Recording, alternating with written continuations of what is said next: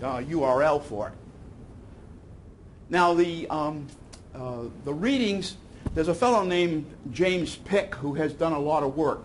James is at the University of California at Redlands, and it's probably no accident why he's done so much. That is the home base of Esri, the software company that produces all of the GIS software that dominates this area. And so I've got 3 things from him. The Paul Gray citation is a book review of one of Pick's books, and then he's got a tutorial in the Communications of the AIS, which is a good way to get started, and then there's another article in the Communications of the AIS that is also GIS related. In terms of textbooks, that's hard. Right now, ArcGIS 10 is the latest version of ArcGIS, which is the primary GIS software. The Clark, the Price, and possibly the Ormsby book may be based on version 9.3. You don't, because the market is small, you know, right now everybody's got Office 10 out there, but when will ArcGIS 10 be available in textbook form? So if you're teaching, you're handicapped. If you have the latest software, it's going to be ArcGIS 10, but you may not be able to find a textbook. You're going to have to use the textbook for ArcGIS 9.3. The last list here is a book that's put out by the Esri Press, and they put out an awful lot of stuff that's very good, but it's mostly, this is a conceptual book. A lot of their other books show how applications of Esri software have been used in a particular industry. But they have a lot of pictures, very good stuff if you're looking for some ideas. If you want to get some formal training in GIS, where do you go?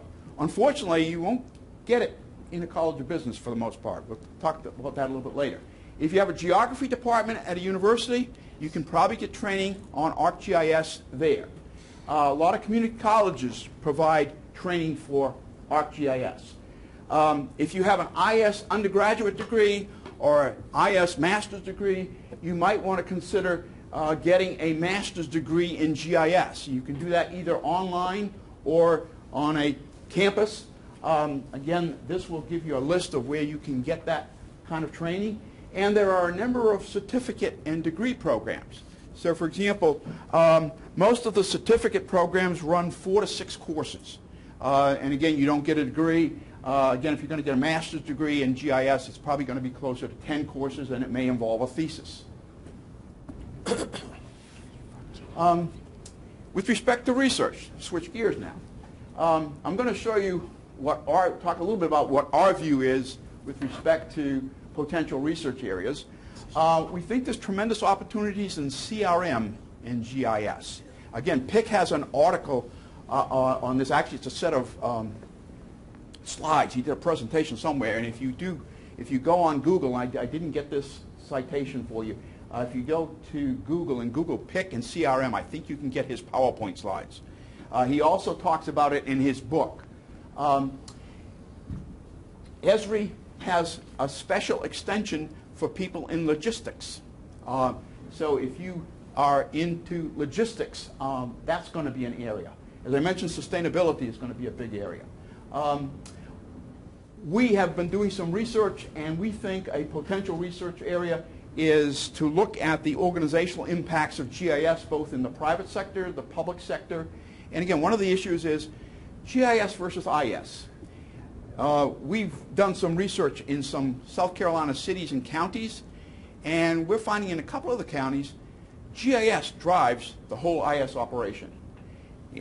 In one sense, it does this because if you're thinking of buying hardware for your users, then you've got to have a desktop or laptop or a mobile device that can support the mobile versions or the software that Esri puts out for any one of those platforms. Which means that basically, since those requirements are really high, they're driving what you purchase for your hardware and software. We're looking into some of the privacy issues related to GIS.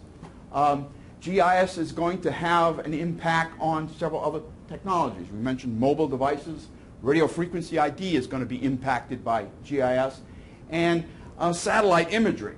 I got interested in this actually in putting this presentation together and came across a couple of interesting things.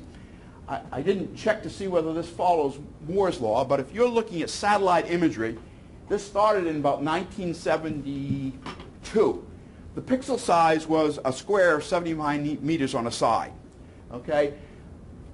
In 2008, the pixel size, at least for commercial products, is down to 0.41 meters, which is about 16 inches. GOI-1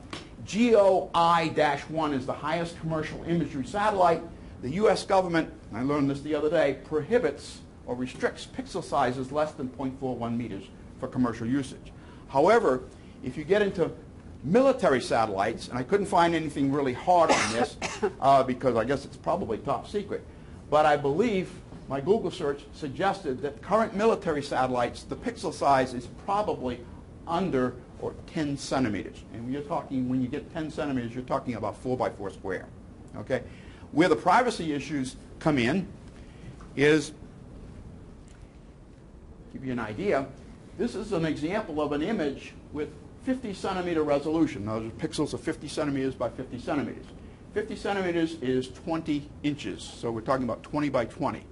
If military satellites can really get down to, say, 10, you're talking about something that's considerably more detailed than this. Let's see, 10 by 10 versus 50 by 50, that's what, 25 times? It would be 25 times sharper than this. If you've got that capability, this, if it ever gets in the commercial side, this raises some privacy issues. In other words, people can be looking down at you and they can find a lot of information about your activities once they get that kind of resolution. So from a privacy point of view, there may be some things down the road that are going to be very scary in terms of privacy. There's also, again, some very positive things about that. But another slant on what would be research topics would be, I went and looked at the fellow that started the SIG for GIS has got a track in the AMSIS meeting coming up in Detroit in August, and he has the track is Spatial Business Intelligence, Decision Support, and Knowledge. And this is the list of topics that are listed for people interested in submitting a paper for that track. Again, some of the things that I mentioned are on there, but there's also some other things. And then this is nothing really to spend much time about, but this is if you go to that first link, you can get a complete list of Esri's products. The main product is ArcGIS. I didn't put it in here. Did I put it in here? The main product is ArcGIS. Okay? ArcGIS Explorer is a free geographic viewer. It's very much like Google Earth, but it's Esri's sort of answer to Google Earth. And again, you can either download it or you can work with it online. Business Analyst Desktop, that's what we've been using, and that basically is the ArcGIS program with some extensions that make it easy to actually analyze data from a business perspective. And then there's some other ones. This Arc Logistics, this is the one that might be interested to someone in the logistics area. For those in the IS area, notice they have a product that allows you to link OLAP databases with ArcGIS. This is not really a product, but it's some papers. If you want to see the database aspects of geographic information systems, you can download this and read a little bit more about how the database portions of geographic information systems are set up. And again, this goes on. Esri has a relationship with SAS.